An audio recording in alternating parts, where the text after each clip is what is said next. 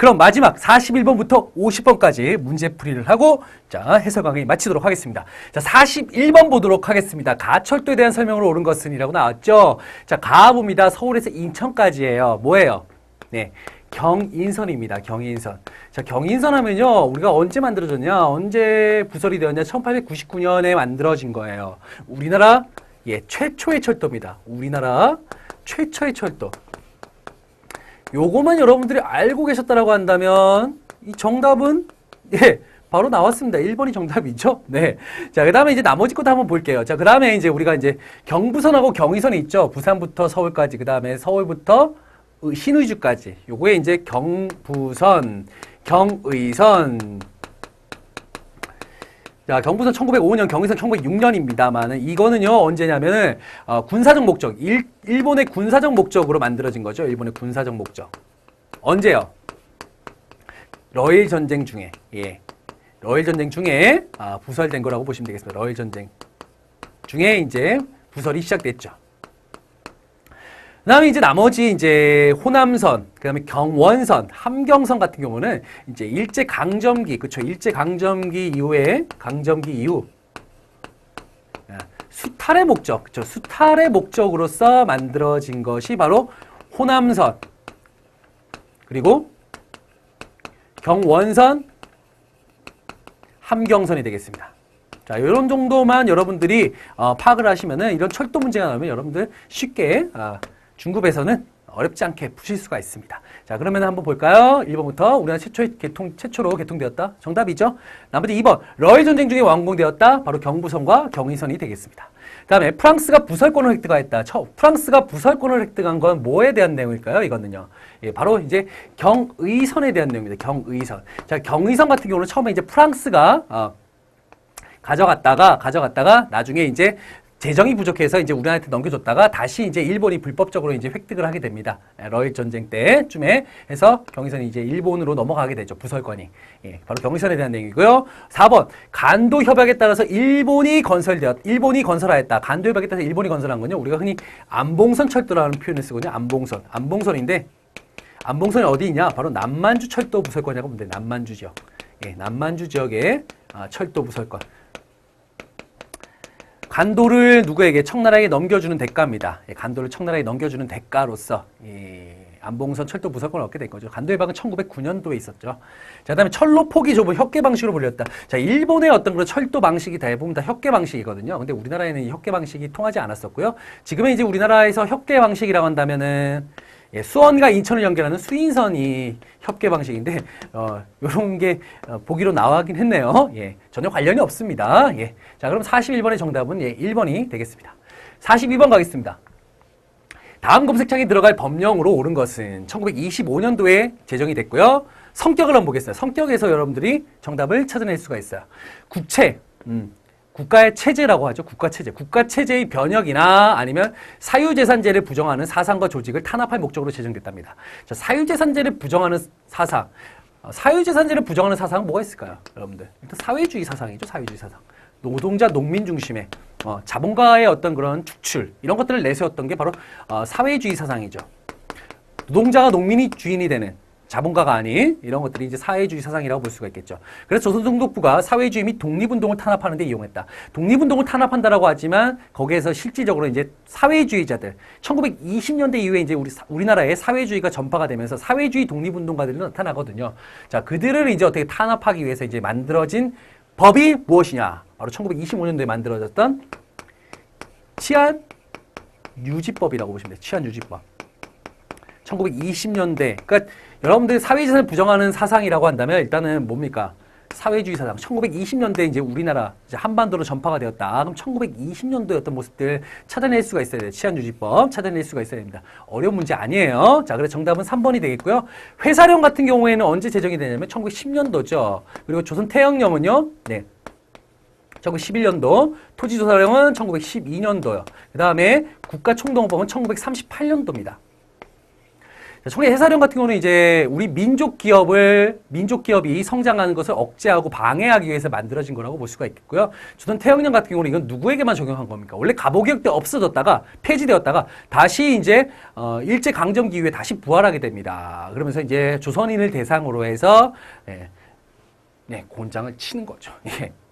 야, 참 예. 그 다음에 4번 가겠습니다. 4번. 토지조사령. 이건 토지조사 사업을 위해서 만든 법안이라고 볼 수가 있겠고요. 그 다음에 이제 국가총동원령은 일본이 이제 전쟁 중대에 박차를 가하게 되면서 이제 우리의 이제 인적, 물적 자원을 이제 수탈해가는 그 법령이 바로 이제 조선 국가총동원법, 국가총동원령이라고 부르기도 합니다. 자, 그래서 42번의 정답은요, 3번이 되겠습니다. 43번 가겠습니다. 일제 식민 통치 정책이라고 나왔죠. 1920년부터 34년까지 있었던 이 정책을 여러분들이 알고 가시면 됩니다.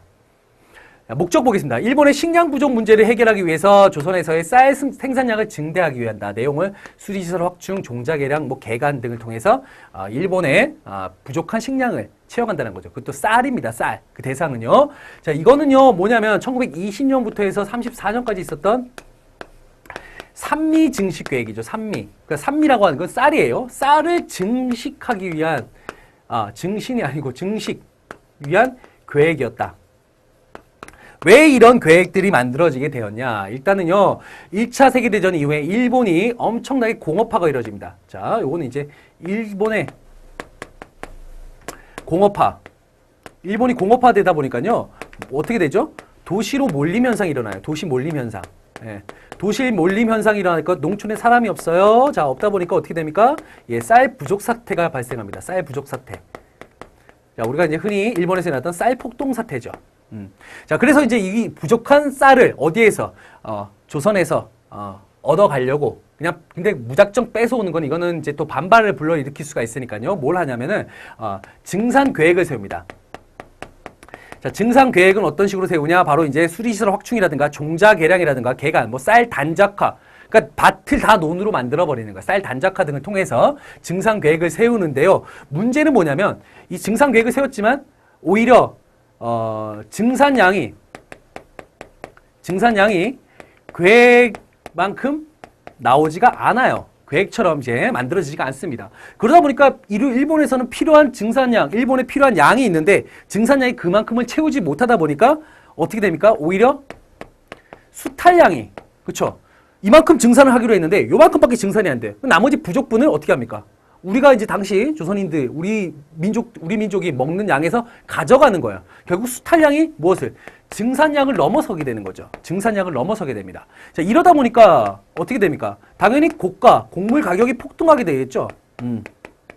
곡물 가격이 폭등하게 되면서 우리는 이제 당시에 이제 일반 민들은 비싸갖고 못 먹는 거예요. 못 먹다 보니까 어디서? 만주로부터 잡곡을 수입하는데 이거 개, 돼지들이 먹는 것들을 가져와가지고 우리가 먹습니다. 거기다가 이제 증산할 때 필요했던 이런 수리시설 확충이라 종자 개량에 필요한 비용들 다 누가? 일반 농민들이 다 부담을 해버렸어요. 그래 못 살겠죠. 이렇게 갖고 살겠습니까? 못 사니까 어디로 가요? 예, 만주나 연해주로 가는 거예요. 만주나 연해주로 이제 이주하게 되는 겁니다. 연해주로 이제 이주하는 그런 모습들도 보이고요. 주로 이주하는 농민들도 있고 화전으로 이제 삶을 계속해서 연명해 나가는 농민들도 있었다라는 거 기억을 해두시면 되겠습니다. 자, 이런 내용들을 여러분 파악하시면 충분히 정답을 찾아낼 수 있죠. 뭡니까? 증산량보다 일본으로 많은 쌀이 반출되었다라는 거. 이게 정답이 5번이 되겠고요. 지게가 발급된 건 언제예요? 예, 이거는 광무개혁, 대한제국 광무개혁 때의 모습이라고 보시면 되겠죠. 광무개혁. 300산업이 발달했다. 300산업이라고 하는데요. 설탕, 그 다음에 밀가루, 그 다음에 이제 면화라고 보시면 세계가 하얀색. 요거는 이제 우리가 흔히 대표적인 소비재 산업인데 이런 소비재 산업이 발달했던 건요. 언제냐면은 1950년도에 이제 이승만 정부 때입니다. 1950년대 이승만 정부 때라고 보시면 되겠고요. 국채보상 기성회가 창립되었다. 이거는 뭐와 관련이 있죠? 예. 국채보상 운동과 관련이 있죠. 예. 우리가 이것도 이제 일제 강점기 이전 1907년도에 발생했던 운동이에요. 나라빚을 우리 국민들이 모금해서 갚자라는 거죠. 지금의 이제 최근에 있었던 금모으기 운동, IMF 이후에 있었던 금모으기 운동과 유사한 운동이라고 볼 수가 있겠죠. 4번 동양척식 주식회사, 동양의 식민지를 개척하기 위해서 만들었다. 자, 이 동양척식 주식회사는요 어디에 주로 사업이 집중되었냐? 바로 토지조사 사업이 토지조사 사업의 어떤 사업에 역량을 집중시키는 그런 모습들을 보입니다. 그래서 토지조사 사업과 관련된 회사라고 하는 동양주식회사 이렇게 여러분 관련해서 보시면 되겠습니다. 자, 그래서 43번의 정답은요 5번이 되겠습니다. 다음 사건에 대한 탐구활동으로 가장 적절한 것은 이라고 나왔죠. 강항주룡 평양 을밀대 위에 고공농성을 하다. 1931년도 5월 28일 평양 고무공장 여직공들이 파업이 경찰에 의해 강제선되었다. 자, 이제 여직공이라고 한다면 이제 한마디로 노동자들을 얘기하는 거죠. 그들이 이제 파업했다. 이런 것들을 우리가 뭐라고 하냐면 노동쟁이라는 표현을 쓰는데 노동쟁이라는 표현을 쓰는데 해산 직후 강주룡은 11m 높이의 을밀대 지붕 위에 9시간간의 시위를 하다가 다음날 아침 경찰에 체포되었다라고는 봅니다. 자, 노동자들이 왜 이렇게 파업을 하게 됐을까? 그 이유를 한번 살펴보도록 하겠습니다. 자, 1920년으로 가겠습니다. 1920년대. 자, 1920년대 초반에 이제 일본이 무단 통치에서 이제 문화 통치로 어느 정도 이제 좀 뭔가 좀 풀어주는 듯한 정책을 펼쳐 나갑니다. 뭔가 유화스러운 정책을 펼쳐 나간 듯 합니다만은 상당히 기만적인 통치였다라고 여러분들 알고 계실 거예요. 1920년대 뭐가 회사령을 폐지합니다. 사실 회사령이라고 하는 건 처음에 허가제였었죠. 허가제였는데 이제 회사를 만들 수 있는 건 이제 신고만 하면 되는 거예요. 그러니까 원래 회사령이라고 하는 건 허가제였었는데 그게 폐지가 되고요. 회사는 이제 신고만 하면 세울 수가 있게 되는 거죠. 그만큼 이제 20년대 초반에 가면 일본의 어떤 기업들이 엄청나게 공업이라든가 아니면 일본 경제가 상당히 성장했다라는 걸 보여주는 거라고 보시면 되겠습니다. 그래서 이제 회사령이 폐지되면서 이제 신고만 하면은 이제 회사를 차릴 수가 있으니까 일본 기업들이 엄청나게 몰려옵니다. 일본 기업들이 몰려오죠. 물론 우리나라 민족 기업들도 여기에 이제 편승을 해서 많이 만들어지기도 합니다. 민족 기업들도 여기에 들어온다. 민족 기업들도 들어오게 되죠. 하지만 대다수는 다 어떤 게 누구 기업이에요? 일본인들이 만든 기업들이란 말이죠. 그런데 일본인들이 이제 물건을 만들기 위해서 공장을 만들 거 아니에요. 근데 거기에 일본인들 같은 경우는 우리 민족, 그쵸? 우리 식민지인들에 대해서, 당시 이제 조선인들에 대해서 이제 제대로 된 대가를 지불했을까요? 그렇지 않습니다. 상당히 식민지의 어떤 차별적인 어떤 그런 노동의 어떤 환경의 모습들을 보이고 있죠. 그게 대표적인 게 저임금, 그리고 열악한 노동 환경, 이런 것들이 대표적인 일본 기업들의 어떤 모습들이었다고 보시면 되겠어요. 노동 환경. 여기에 대해서 이제 우리 노동자들이 노동자 조직을 만들고 여기에 대해서 이제 무엇을 펼칩니까? 파업을 하게 되는 거죠. 그게 대표적으로 이제 노동쟁의라는 표현을 씁니다. 노동쟁의. 그 대표적인 노동쟁의가 1929년도에 있었던 무슨 원산장 아니죠. 원산 노동자 총파업이 되겠습니다. 원산 노동자 총파업. 이게 대표적인 1920년대 어떤 저임금, 열악한 노동 환경에 의한 생존권 투쟁입니다. 먹고 살기 힘들다라는 거죠. 노동쟁이가 더불어서 우리 이제 농민들 있지 않습니까? 소작농들. 이 소작농도 마찬가지의 어떤 그런 파업을 벌입니다. 그걸 소작쟁이라고 표현하거든요. 마찬가지로 뭐 토지조사 사업이라든가 산미증식계획에 있어서 이제 많은 농민들이 피해를 입었고 거기에 대해서 이제 생존권 투쟁을 합니다. 수작료 인하 같은 것들을 추진하게 되죠. 요거는 이제 소작쟁이라고 하죠. 지금 여기 지문에 나와 있는 건요, 바로 이 노동쟁이에 대한 내용입니다. 노동쟁이. 그걸 여러분들이 찾아내시면 되는 거고요. 가볍게 이제 제가 하나 언급을 더 해드리면요. 우리가 이제 1920년대라고 제가 말씀드렸지 않습니까? 1920년대에는 보통 이제 이런 저임금이라든가 열악한 노동 환경에 대한 어떤 개선을 요구하는 거죠, 개선을. 저임금에서 임금 올려달라, 임금 인상해달라. 그 다음에 노동 조건을 개선해달라. 이런 어떤 조건을 내세운 게 바로 이 노동쟁이, 파업이라는 거예요. 1920년대는 주로 무엇에 대해서? 생존권 투쟁이었다는 거죠. 생존권 투쟁이었는데 이게 1930년대로 가면요. 약간의 어떤 그 성격이 좀 변화돼요. 왜냐하면 1930년대로 가면 누구와 연대를 하게 되냐면요. 사회주의자와 연대합니다. 이건 소작쟁이도 마찬가지예요. 사회주의자와 연대를 하기 시작합니다. 연대를 하다 보면서 여기에 이제 생존권 투쟁도 물론 들어가 있습니다만 여기에 이제 이 사회주의와 연대하다 보니까 아까 봤지만 치안주의법으로 인해서 사회주의자를 상당히 불법으로 취급을 합니다. 그래서 사회주의와 연대한 합법적이지 못해요. 비합법적 혁명적 노동조합, 농민들 또 농민조합 이렇게 이제 발전하는 그런 모습들도 보인다라는 거. 이런 것들도 여러분들 넘어가면서 이 생존권 투쟁에서 사회주의자와 연대하면서 비합법적인 조직으로서 이제 확대해 나간다라는 것도 여러분들 체크를 해두시면은 나중에 비슷한 문제가 나면 충분히 또 여러분들 풀이하실 수가 있습니다. 자, 그러면은 요 적절한 거 쭉 찾아보면 몇 번이에요? 정답은 5번이죠. 그렇죠? 노동자들의 열악한 노동 조건을 조사한다. 자, 보안회가 이제 조직된 배경을 살펴본다. 보안회 하면은 이제, 일본의 황무지 개강권 반대 운동, 그쵸. 애국계모 운동, 실력 양성 운동의 일환으로서 있었던, 황무지 개강권 반대 운동. 요거만 떠올리시면 되겠습니다. 이게 1904년도에 있었죠.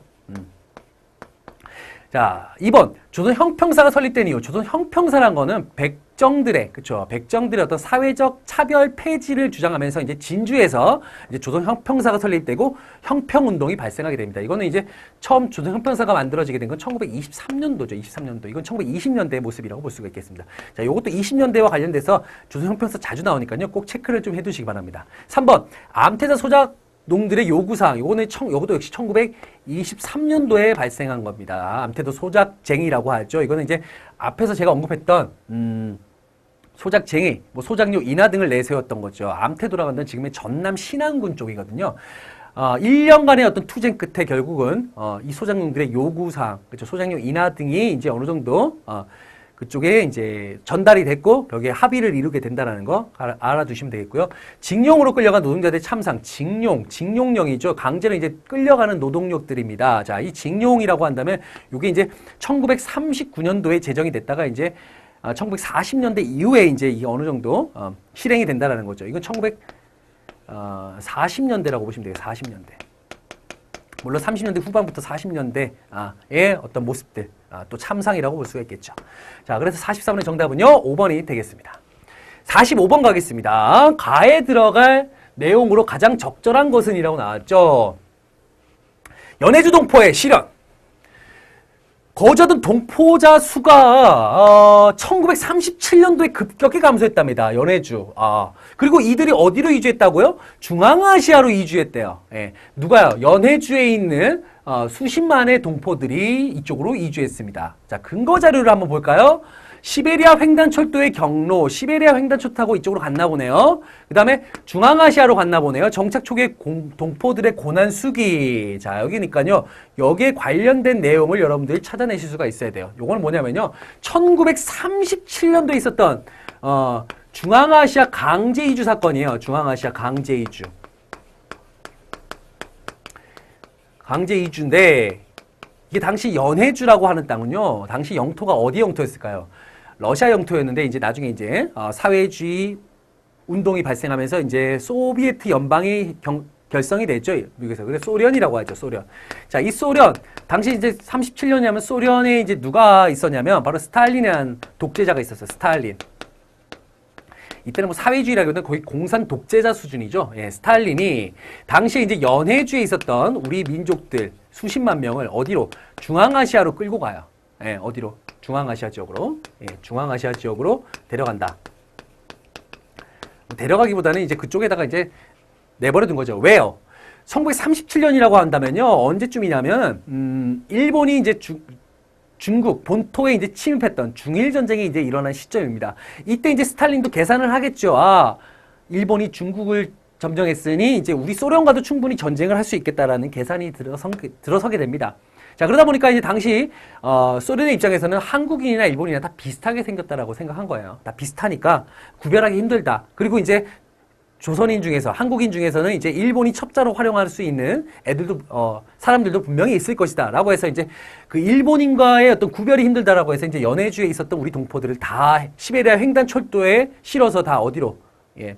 중앙아시아. 지금의 이제 카자흐스탄이라던가 아니면 우즈베키스탄 이 지역에다가 다 던져놓습니다. 거의 던져놓았다라고 보시면 되겠어요. 그러면서 그곳에서 이제 까레이스키라는 이름으로, 까레이스키가 지금으로 뭐냐면 고려인이에요. 우리가 이제 저기 흑룡강석이라든가 아니면 길림성에 있는 우리 조선족들이라고 하잖아요. 그런데 그쪽에 가신 분들을 우리가 고려인이라고 해요. 그 이제 러시아 말로 까레이스키라고 하죠. 그래서 이제 고난이 있었고 거기에서 또 다른 또 삶의 어떤 그런 삶의 어떤 터전을 또 만들어 나가는 그런 모습들이 있다라는 거죠. 그게 이제 와 관련이 있는 거 보시면 알겠지만 뭡니까? 예, 정답은 3번이죠. 고려인. 아까 제가 말씀드렸죠? 까레이스키. 자, 여기와 이제 관련이 있는 거니까 3번이 정답이 되겠습니다. 자, 1번. 대한제국 칙령 41호의 내용입니다. 대한제국 칙령 41호에는요, 여기에는 뭐라 했냐면, 울릉도를, 뭘로? 울릉군으로 승격시키는 거야.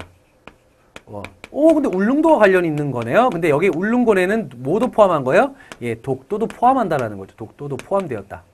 항상 우리 울릉도에는요, 독도가 항상 포함되어 있습니다. 예, 포함되어 있다는 거죠. 우리 역사 뭐 지도라든가 우리의 예전에 그려졌던 예전에 전근대에 그려졌던 많은 어떤 그 지도들도 울릉도 옆에 항상 독도를 표시해놨습니다. 표시해놨어요. 예. 2번 하와이 이주 동포들의 임금 실태. 이거는 이제 하와이 미주 동포들의 어떤 모습들이죠. 자, 임금. 이 저임금을 받으면서 엄청난 고통을 같이 겪었었던 이 하와이 이주 동포, 사탕수수 농장에서 주로 일을 하셨죠. 그럼에도 불구하고 이런 힘든 과정 속에서도 계속적으로 이제 우리에게 의연금 같은 거, 독립투쟁을 위한 의연금들을 계속적으로 보내줬다는 거. 야, 우리 동포의 힘들이 여기서 느껴집니다.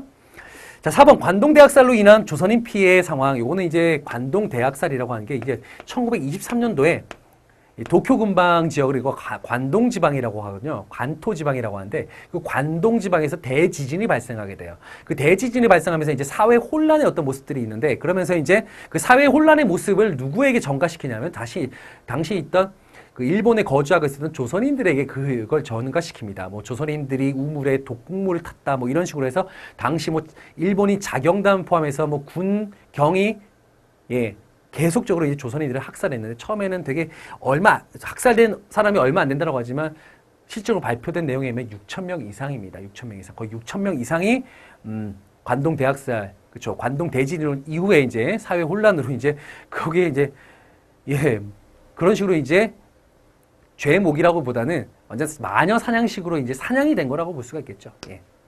자, 다음에 5번 조선 내 경찰 관서와 경찰 인원수의 변화. 이거는요, 우리가 이제 보통 경찰제라고 하죠. 보통 경찰제. 1910년도에 일제가 처음으로 이제 우리를 식민지화하면서 헌병 경찰 제도를 둡니다. 경찰은 경찰인데 이건 거의 군대식 경찰이죠. 군대 경찰을 우리 일반민들에게도 이제 적용시킨다 해서 이제 뭐 즉결 처분권 같은 것도 두면서 강력하게 통치를 했어 왔는데 그러면서 이제 좀 뭔가 유화시키겠다라고 해서 문화 통치를 내세우면서 보통 경찰제를 두지만 어찌 보면은 상당히 기만적이었다. 우리를 기만하는 행위였습니다. 왜냐? 오히려 경찰 관서와 경찰 인원들을 증가시키는 그런 모습들, 상당히 기만적인 어떤 그런 태도를 또 보이기도 했다라는 거 알아두시기 바랍니다. 그래서 45번의 정답은 3번이 되겠습니다. 가다를 일어난 순서대로 옳게 나열한 것은 광복 이후 그리고 우리가 대한민국 정부, 임시정부가 아니에요. 대한민국 정부가 수립되는 1948년 8월 15일까지 약 3년 동안의 어떤 그런 과정들이 있어요. 그 과정들에 대해서 여러분들이 파악을 하셔야 된다는 거 말씀드리겠습니다. 자, 그 과정들에 대한 순서, 이런 거 묻는 문제가 상당히 중급에서는 아주 출제 빈도가 매우 높다라는 거 기억하시기 바랍니다. 우리가 1945년 언제요? 8월 15일 날 이제 광복을 하게 되지 않습니까? 그렇죠? 광복을 하게 되면서 이제 앞에서도 봤지만 이제 조선 건국준비위원회가 이제 광복 이후에 했던 모습, 광복 이후에 우리 국가를 어떻게든 계속해서 만들어 나가고자 조선인민공화국 같은 것도 만들기도 했었습니다. 하지만 이제 누가 들어오죠? 미군이 들어오죠. 미군정. 미군정이 실시되면서 남한 쪽에는 미군정, 북한 쪽에는 소군정, 소련의 군정이 실시됩니다. 자, 실시되면서 우리나라의 모든 조직들이 불인정되죠. 그 이후에 이제 한반도 문제를 어떻게 할 것인가를 두고 이제 회의를 하게 됩니다. 이게 뭐냐면 모스크바 3상회의라고 하는 거죠. 모스크바 3상회의. 제가 지금 현재 광복 이후 그 다음에 이제 대한민국 수립까지의 어떤 과정들을 간단하게 제가 언급을 해드리는 거예요. 자, 모스크바 3상회의. 모스크바에서 미국, 소련, 영국의 외상들이 모여가지고 이제 회의를 열린 거예요. 여기 이제 전제가 되는 게 뭐냐면 한반도의 신탁 통치예요. 그렇죠? 한국의 신탁 통치. 신탁 통치한다. 왜냐하면 지금 현재 독립할 여력이 없기 때문에 일정 기간 동안 강대국들이 통치를 해주겠다라는 게 바로 이 신탁 통치의 명분입니다. 자, 신탁 통치. 그 다음에 이제 신탁 통치를 위해서 뭐가 필요합니까? 일단은 자치를 허용해야 되니까요. 임시정부 만들어야 되고, 그 다음에 만들어낸 게 이제 임시정부를 만들기 위해서 이제 어떤 단체들이 여기에 들어갈 건가를 두고는 이제 미소공동위원회. 우리가 흔히 미소공의라고 제가 줄임말 쓰겠습니다. 미소공의를 만들자라는 게, 이 모스크바 3상회의 주요 내용들입니다. 자, 이 모스크바 3상회의 그 주요, 이 전제에 있던 신탁 통치가 한반도에 전달되면서, 네, 많은 또 반란이 아니죠. 많은 여론의 갈등 문제가 생기기 시작합니다. 이때 이제, 찬탁이냐, 신탁 통치에 찬성한다는 쪽과, 그 다음에 신탁 통치에 반대한다는 쪽, 반탁 운동이 벌어지죠. 주로 여기는 이제 좌익 세력들, 주로 이제 공산주의 세력들이 있다라고 한다면 여기 이제 반탁에는 우익 세력들이 중심이 되었다라고 볼 수가 있습니다. 이런 상황 속에서 이제 미소 공동위원회가 개최가 되죠. 공동위원회가 개최가 되는데 문제는 뭐냐면요. 미소 공동위원회에서 미국 같은 경우는 임시정부 단체에는 모든 단체들이 들어가야 된다라고 주장한다는 반면에 소련 같은 경우는 아니 여기 어차피 신탁 통치라고 하는 전제가 있는데 반탁하는 이 세력들은 들어가면 안 되지라고 하면서 찬탁 세력만 들어간다라고 주장합니다. 만약에 찬탁 세력만 들어가게 된다면 예, 완전 좌익 세력들이 임시정부를 구성하게 되는 거죠. 공산주의자들이. 그래서 여기가 이제 결렬이 되죠. 얘네가 1차입니다. 1차. 1차가 결렬이 됩니다. 이 와중에 예, 이승만이 어디에서요? 전라북도 정읍에서 정읍 발언이라는 걸 하게 되죠. 선거 가능한 지역만에서 남한만이라도 단독 정부를 수립하자라는 단정론을 주장합니다. 단정론. 남한만의 단독 정부 수립이라고 해서 단정론을 펼치자. 여기에 이제 반발해서 여운형이라든가 김규식 같은 인물들이 뭐라고 하냐면 좌우 합작 위원회를 조직을 하고요. 그래서 좌우 합작 운동을 벌입니다. 왜 우리가 이렇게 따로따로 또 갈라져서 해야 되는가? 이렇게 일제 35년 동안에 이렇게 식민 지배를 받은 다음에 당연히 민족은 합쳐져야지라고 하면서 좌우 합작 운동을 펼치지만 좌익 세력, 그렇죠? 공산주의 세력과 민족주의 세력이 결국은 의견을 통합하지 못하고 결국은 여운형의 피살과 함께 좌우합작 운동은 실패로 끝나게 되죠. 자, 이때 미국은요 뭘 하냐면은 유엔 총회에다가 한반도 문제를 다시 건의하게 되고요. 여기서 뭐라고 하면 남북한 총선거를 실시하자. 그러면 남북한 총선거를 실시하자라는 쪽으로 결론을 내버립니다. 근데 문제는 뭐냐면 인구 비례예요. 인구 비례에 의해서 남북한 총선거. 근데 인구가 많은 곳이 어딜까? 남한 쪽이죠. 그러니까 당연히 이 총선거를 위해서 임시위원단이 파견이 되는데 소련이 이 임시위원단이 입국하는 것을 임시위원단이 북한에 이제 입국하는 것을 거부해버립니다. 입국을 거부해버려요. 다시 유엔 소총회에서 요 과정들 제가 여러분들이 간단히 언급해 드리는 거예요. 유엔 소총회에서 그러면은 어떻게 합니까? 선거 가능한 지역만, 선거 가능 지역만이라도 총선거를 하자는 쪽으로 갑니다. 그래서 이제 여기서 이제 뭐가 5.10 총선거 실시하기로 결론을 내버리죠. 안 되겠다. 이건 아니지. 라고 하면서 이제 김규식과 김구 선생이 무엇을 벌이죠? 북한으로 넘어 평양으로 갑니다. 그래서 저쪽 북한 쪽에 김일성과 남북 협상을 벌이죠. 남북 재정당 연석회의라 그래서 남북 협상을 벌이지만 결국 실패로 끝나게 되고요. 결국 5.10 총선거가 실시가 되고 대통령의 재헌국회가 우리가 최초의 국회죠. 바로 재헌국회가 결성이 되고요. 이 재헌국회에서 간선제의에서 누가요? 바로 이승만이 대통령으로 선출되게 된다는 거. 네, 이렇게 여러분들 이 과정들입니다. 자, 이 과정들은 어느 정도 여러분들이 알고 계신다면 이건 되게 쉬워요. 그렇죠? 요거죠. 요거 1948년도죠. 그렇죠? 46년도에 있었던 거. 46년도 1차 공동위원회. 물론 중간에 2차, 여기 미소공동위원회 1차 결렬됐는데 좌우합작위원회 이후에 이제 다시 2차 미소공동위원회가 이제 다시 열렸지만 이해 차이를 좁히지 못하고 결국 결렬이 되고 말아요. 자, 그리고 5.10 총선거 같은 경우는 이게 1948년 5월 10일이거든요. 이게 두 번째고요. 그다음 반민족행위특별조사위원회라는 게 뭐냐면요. 이게 재헌국회가 이제 국회가 만들어진 다음에 최초로 이제 법안을 올렸던 게 이제 반민족행위자 특별처벌법이라고 하는 거예요. 말 그 친일파 처단이죠. 결국은 이제 당시 이승만 정부의 소극적인 대처, 그리고 이제 친일파들의 방해로 결국 성공을 거두지 못합니다. 그리고 이제 이후에 이제 또 뭐 농지개혁법 같은 것도 만들게 됐죠. 재헌국회의 대표적인 어떤 그런 입법안이라고 한다면 반민족 행위 특별처벌법, 그리고 농지개혁법 등이 있는데, 농지개혁법은 이제 6.25 전쟁 이후에 어느 정도 이제 개혁이 이제 어느 정도 완료가 되지만, 이 반민족 행위 처벌법 같은 경우는 결국 성공을 거두지 못한다는 거죠. 요거는 1948년부터 해서요, 49년도까지 이제 있었던 사건이에요. 자, 그래서 정답은요, 가나다가 되겠죠. 가나다. 정답은 몇 번이요? 1번이 되겠습니다. 여러분들 요 과정들 제가 간단하게 언급을 해드렸는데, 요거 어렵지 않아요. 이렇게 순서들을 한번, 흐름을 한번 파악을 하시면요, 여러분들 쉽게 공부하실 수 있습니다. 47번 가겠습니다. 가식이 있었던 사실로 옳은 것은 이라고 나왔죠. 가식이. 자, 1961년도부터 해서 1972년도까지 모습이네요. 예. 7선 남북 공동성명이 발표된 그 시기까지. 어떻게 보면 제3공화국의 어떤 그런 모습들이다라고 볼 수 있겠죠. 자, 군정부터 해서 제3공화국까지의 모습인데, 한번 여러분들 요거를 한번 제가, 여기 보시면은 첫 번째 사진에 가자북으로 오라나무로, 자, 판문점으로 해서 이렇게 뭔가 남북 학생들이 이제 어떤 통일에 대한 어떤 그런 정책을 요구하는 그런 모습들이 보이죠. 제가 왜 이런 흐름들이 있는지 한번 제가 여러분께 그 과정들 또 설명해 드리겠습니다. 자, 4.19 혁명 후에 이승만 대통령이 하야하게 되죠. 자, 그러면서 이제 허정 과도 정부에 의해서 뭐가 만들어지게 되죠? 예. 의원 내각제. 한마디로 내각 책임제죠. 의원 내각제도 맞고요. 내각 책임제도 맞습니다. 내각 책임제에 의한 책임제로 개헌을 하게 됩니다. 그리고 총선이 실시되고요. 이후에 장면 내각이 구성이 됩니다. 장면 내각.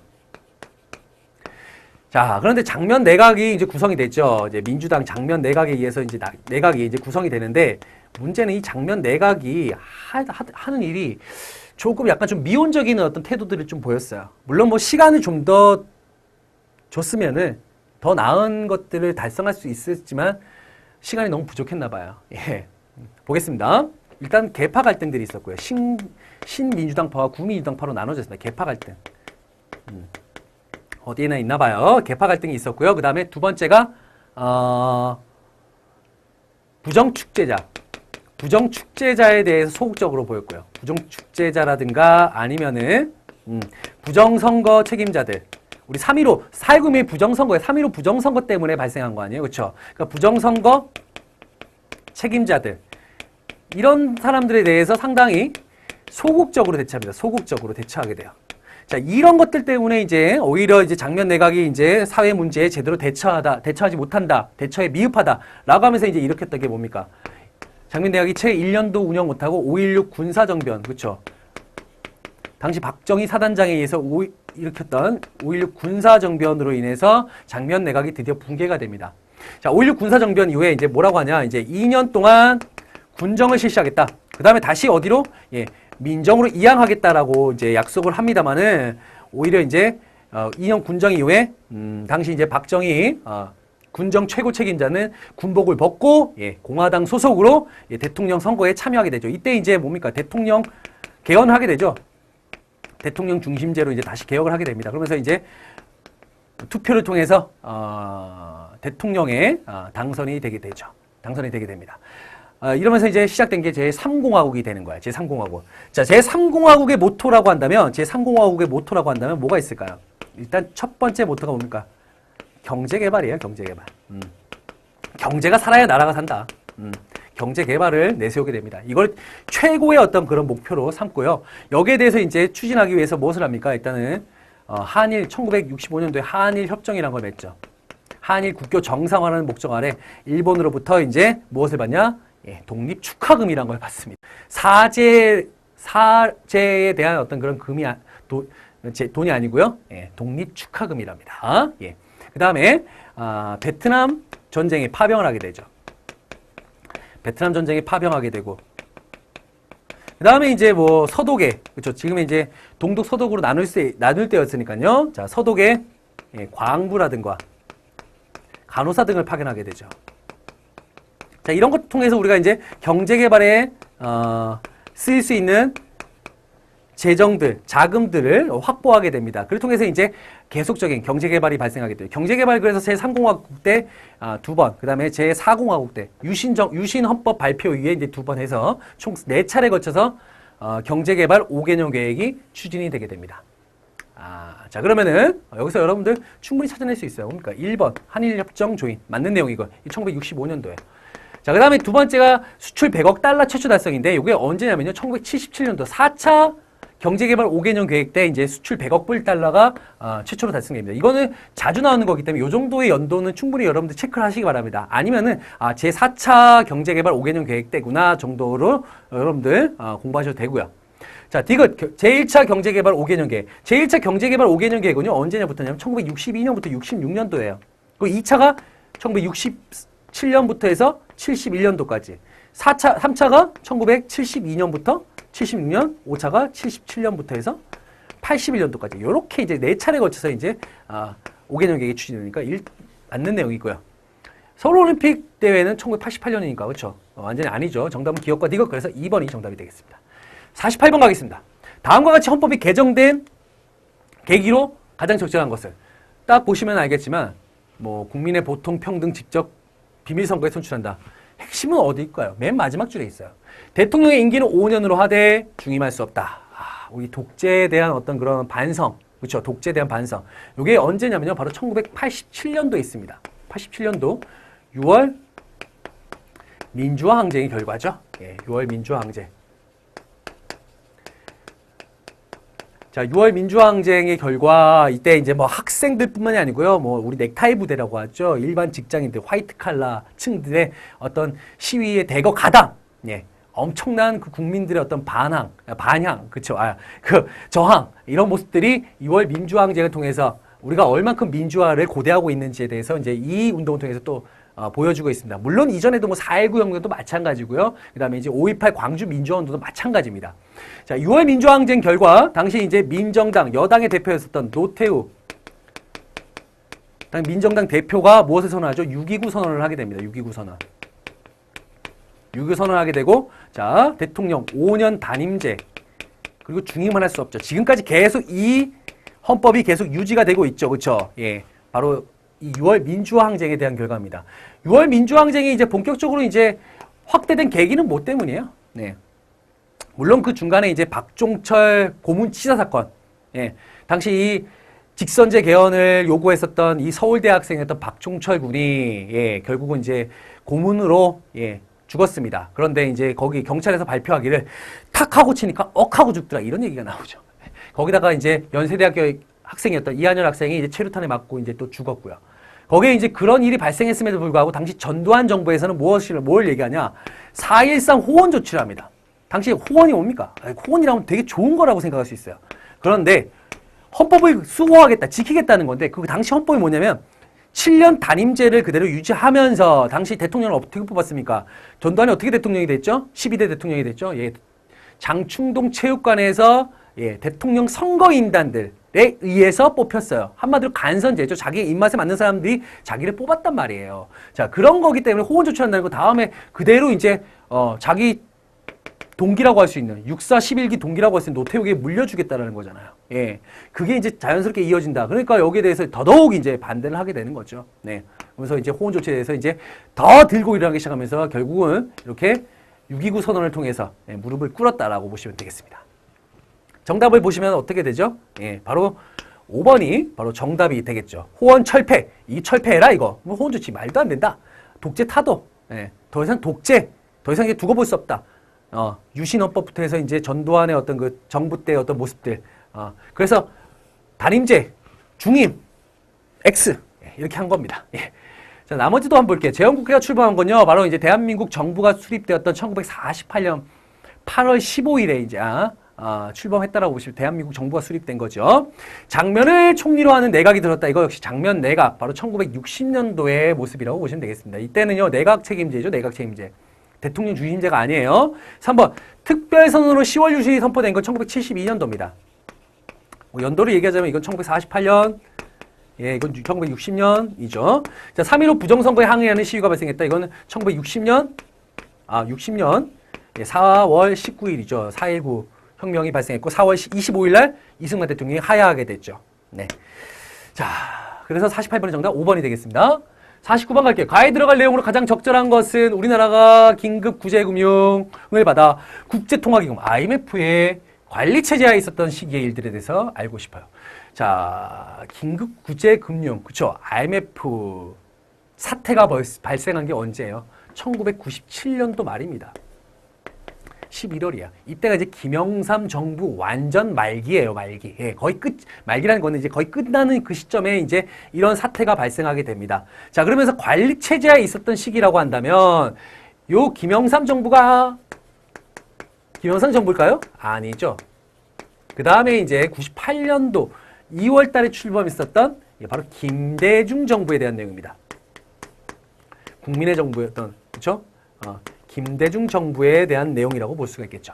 자, 김대중 정부 때의 내용을 여러분들 찾아내시면 됩니다. 이때 이제 그래서 우리가 2001년도에 이제 IMF 관리 체제하에서 벗어나게 되죠. 그때 이제 김대중 대통령 그때 후보로 있을 때 이제 광고했던 게 1년 반 안에 IMF 관리 체제 벗어나도록 하겠습니다. 근데 뭐 1년 반은 꼭 못 지켰지만 어쨌든 2001년도에 우리가 관리 체제 하에서 IMF 관리 체제 하에서 벗어났다라는 겁니다. 자, 이건 김대중 정부에 대한 내용이죠. 새마을 운동이 발생한 건 1970년이니까 박정희 정부 때 30 때입니다. 예, 제30하고 박정희 정부 때라고 보시면 되겠습니다. 자, 미국으로부터 농산물들을 무상 지원받았다. 미국으로부터 이제 무상 지원받았던 때는 언제죠? 이승만 정부 때죠. 이승만 정부 때. 예. 3번 외채 상한을 위해 금모으기 운동을 전개했다. 우리가 이제 그 외채 상한을 통해서 우리가 이제 IMF로부터 이제 돈을 빌린 거 아니에요. 그러니까 그걸 갚기 위해서 이제 금모으기 운동 같은 거 진행을 했었죠. 예, 정답은 그래서 3번이 정답이 되겠고요. 서독의 광고와 간호사를 파견하여 외화를 획득했다. 이것도 역시 언제예요? 박정희 정부 때잖아요, 그렇죠? 아까 이제 경제개발에 이제 사용하기 위해서 박정희 정부 때 모습이라고 볼 수가 있겠죠. 우리 영화 국제시장에도 나오잖아요. 그렇죠? 예. 5번 유럽연합과 자유무역협정을 체결했다. 유럽연합 EU와 이제 무역협정을 체결한 건요. 이제 언제 처음으로 2007년도 이제 노무현 정권 때 이제 체결이 되고 그다음에 2009년도 이명박 정부 때 어느 정도 이제 발효가 되는 그런 모습들이라고 볼 수가 있겠죠. 예. 요거는 이제 전혀 이 관리 체제하고는 관련 없이 이제 노무현 정권, 이명박 정부도 넘어가는 그 시점에서 이제 이런 EU와의 어떤 그런 FTA가 이제 체결되고 발효되었다라고 보시면 되겠습니다. 자, 그러면 49번의 정답은 몇 번이죠? 예, 3번이 되겠습니다. 50번 갈게요. 마지막 문제입니다. 밑줄근 이 사람으로 오른 것은 이 투구는 이 사람이 1936년 베를린 올림픽 마라톤 경기에서 우승한 기념으로 받은 거래요. 우승 소식을 보도하면서 일부 신문은 시상식 사진을 일장기를 지은 것 때문에 일자로부터 탄압을 받게 됐다. 그렇죠? 일장기 말소 사건입니다. 예. 요거는 누구에 대한 내용일까? 딱 보면은 우리 이제 1936년도 베를린 올림픽 마라톤 우리 일제 강점기 때잖아요. 송기정 선수가 되겠죠. 송기정 선수. 이런 것들은 충분히 인물 문제이기 때문에 찾아낼 수가 있어야 되죠. 자, 나홍규 같은 경우는 이제 1920년대, 26년도 이제 우리나라 최초의 이제 영화라고 할 수 있죠. 아리랑을 제작했던 감독이면서 또 아리랑의 배우이기도 했답니다. 배우기도 했던 인물이 바로 나홍규가 되겠고요. 남승용, 여기도 마라톤 선수예요. 당시 이제 베를린 올림픽 경기에서 송기정 선수가 금메달 땄으면은 남승용 선수는 이제 동메달 땄던 사람입니다. 어떻게 보면 페이스메이커라고 할 수가 있겠죠. 자, 4번 안창남은 우리나라 최초의 비행사예요. 우리나라 최초의 비행사. 안창남. 안창남 최초의 비행사라고 보시면 되겠고요. 자, 그 다음 이중섭 같은 경우는 우리 민족 정서를 대변하는 어떤 그런 그림들을 많이 그렸습니다. 대표적으로 이제 소와 관련된 그림을 많이 그렸죠. 흰소 같은 것들이 대표적인 작품이라고 보시면 되겠습니다. 자, 그래서 50번의 정답 3번이 되겠습니다. 이렇게 해서 우리는요 31회 한국사 능력검정시험 중급 기출문제 풀이를 모두 마쳤습니다. 한국사 능력검정시험은요 여러분들 특화된 어떤 그런 문제의 패턴들이 있습니다. 그리고 유형들이 있습니다. 자, 그런 패턴과 유형들을 충분히 익히시면서 개념 정리를 확실하게 하신다면은 여러분들이 원하시는 합격이라는 목표에 충분히 다가가실 수 있을 거라고 저는 확신합니다. 네, 그러면은 지금까지 우리 30일에 한국사 능력검정시험 중급 기출문제 해설 강의를 들어주셔서 감사하고요. 저는 32회 기출문제 해설 강의에서 만나 뵙도록 하겠습니다. 감사합니다.